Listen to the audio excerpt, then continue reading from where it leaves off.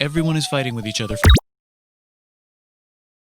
Japan is an island by the sea filled with volcanoes and it's beautiful. In the year -1 billion, Japan might not have been here. In the year -40,000, it was here, and you could walk to it, and some people walked to it. Then it got warmer, some icebergs melted, it became an island, and now there's lots of trees, because it's warmer. So now there's people on the island, they're basically sort of hanging out in between the mountains, eating nuts off trees, and using the latest technology, like stones and bowls. Ding dong, it's the outside world, and they have technology from the future, like really good metal and crazy rice farms. Now you can make a lot of rice really, really quickly. That means if you own the farm, you own a lot of food, which is something everybody needs to survive. So that makes you king. Rice farming and rice kingdoms spread across the land, all the way to here. The most important kingdoms were here, here, here, here, here, here, and here. But this one was the most important, ruled by a heavenly superperson, or emperor for short. Knock knock, get the door, it's religion. The new prince wants everyone to try this hot new religion from Biekt. Please try this religion, he said. No, said everybody. Try it, he said. No, said everybody again, quieter this time. And so the religion was put into place, and all the rules that came with it. Then the government was taken over by another clique, and they made some reforms, like making the government govern more, and making the government more like China's government, which is a government that governs more. Hi, China, they said. Hi, dipshit, said China. Can you call us something else other than dipshit, said Japan. Like what, said China. How about Sunrise Land, said Japan. And they stole China's alphabet and wrote a book about themselves. And then they made lots of poetry and art and another book about themselves. Then they stopped moving the capital every time the emperor died and kept it in one place for a while, right here. And they conquered the north, finally. Get that squared away. A rich hipster named Kukai is bored with modern Buddhism, visits China, and learns a better version, which is more spiritual. Comes back, reinvents the alphabet, and causes art and literature to be great for a long time. And the royal palace turned into such a dream world of art that they really didn't give a shit about running the country. So if you live outside the palace, how are you supposed to protect your shit from criminals? Hire a samurai. Everyone started hiring samurai. Rich, important people hired samurai. Poor people who could not afford to hire samurai did not hire samurai. The samurai became organized and powerful, more powerful than the government. So they made their own military government, here. They let the emperor still be emperor, but the shogun is actually in control. Breaking news, the Mongols have invaded China. We've invaded China, said the Mongols. Please respect us, or else we might invade you as well. Okay, said Japan. So the Mongols came over, ready for war, and died in a tornado. But they tried again, and had a nice time fighting with the Japanese, but then died in a tornado.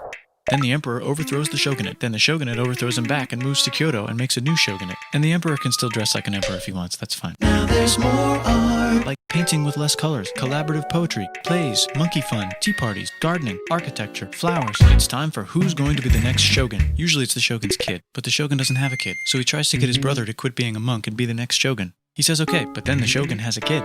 So now who's it going to be? Vote now on your phones. And everyone voted so hard that the palace caught on fire and burned down. The shogun actually didn't care. He was off somewhere doing poetry. And the whole country broke into pieces. Everyone is fighting with each other for local power, and it's anybody's game. Knock knock, it's Europe. No, they're not here to take over. They just want to sell some shit, like clocks, and guns, and Jesus. So that's cool, but everyone's still fighting each other for control, now with guns. And wouldn't it be nice to control the capital, which right now is puppets, with no one controlling them?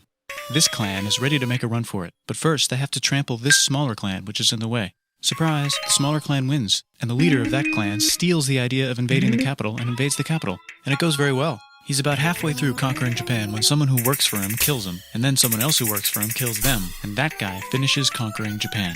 And then he confiscated everybody's swords, and made some rules. And now I'm going to invade Korea, and then hopefully China, he said, and failed, and also died. But before he died, he told these 5 guys to take care of his 5-year-old son until he's old enough to be the next ruler of Japan.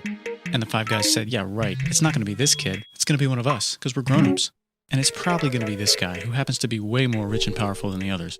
A lot of people support him, but a lot of people support not supporting him. They have a fight, and he wins, and starts a new government, right here. And he still lets the emperor dress like an emperor, and have very nice things. But don't get confused, this is the new government, and they are very strict. So strict they closed the country.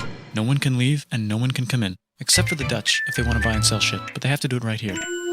Now that the entire country was not at war with itself, the population increased a lot. Business increased, schools were built, roads were built, everyone learned to read, books were published, there was poetry, plays, sexy times, puppet shows, and Dutch studies. People started to study European science from books they bought from the Dutch. We're talking geography, skeletons, physics, chemistry, astronomy, and maybe even electricity. Over time, the economic and cultural prosperity began to gradually slow down. Knock knock. It's the United States, with huge boats, with guns. Gunboats. Open the country. Stop having it be closed, said the United States. There was really nothing they could do, so they signed a contract that lets the United States, Britain, and Russia visit Japan anytime they want. Choshu and Satsuma hated this. That sucks, they said. This sucks. And with almost very little outside help, they overthrew the shogunate and somehow made the emperor again and moved him to Edo, which they renamed Eastern Capital. They made a new government, which was a lot more Western. They made a new constitution that was pretty Western, and a military that was pretty Western. And do you know what else is Western?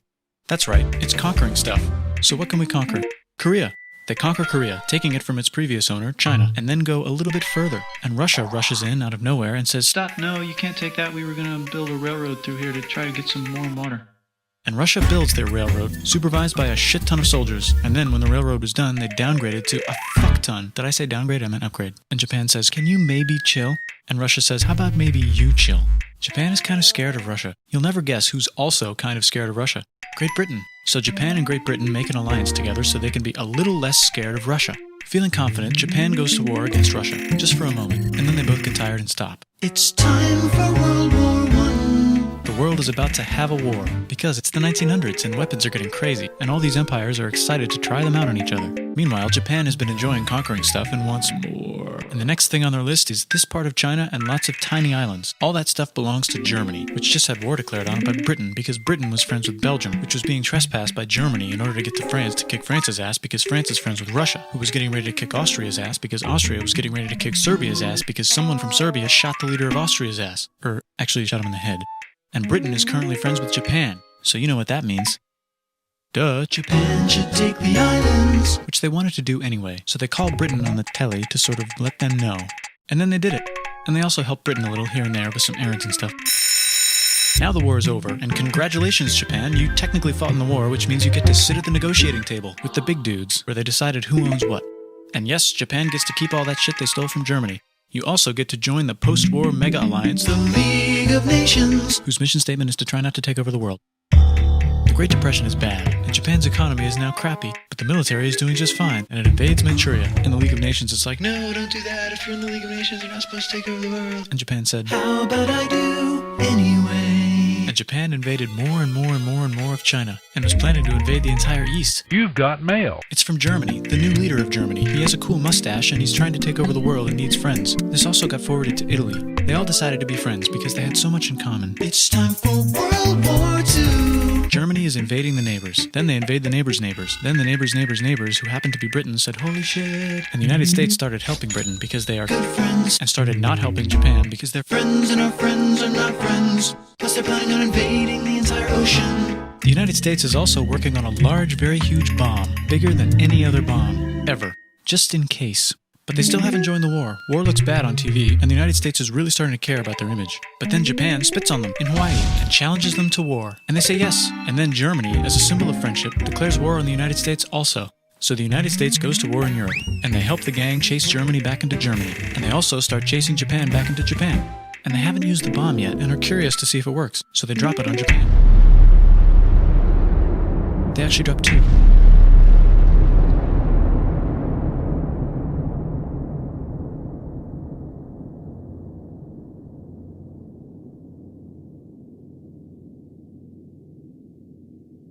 The United States installed a new government, inspired by the United States government, with just the right ingredients for a post-war economic miracle. And Japan starts making TVs, VCRs, automobiles, and camcorders as fast as they can, and also better than everybody else. They get rich, and the economy goes wild, and then the miracle wears off. But everything's still pretty cool, I guess. Bye.